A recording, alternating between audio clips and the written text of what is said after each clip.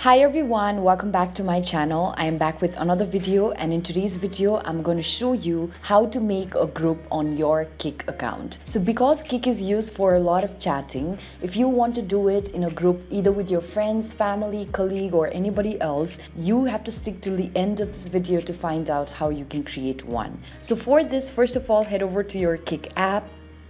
And if you're already logged into your account, you will see all of the chats that you have had previously on your interface.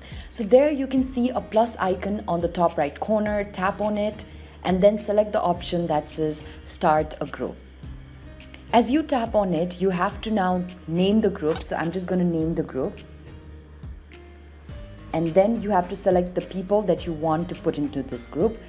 Make sure that you're only adding those people that you've already chatted with, because you cannot add people who you haven't yet chatted with.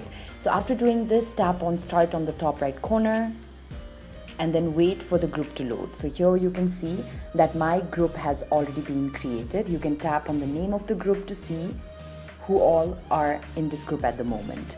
So this is basically how you can create a group. It's a very simple procedure, and I hope that this video has been useful to you in creating your own group on Kik. If it was helpful, do let us know in the comment section below. Thank you for watching this video.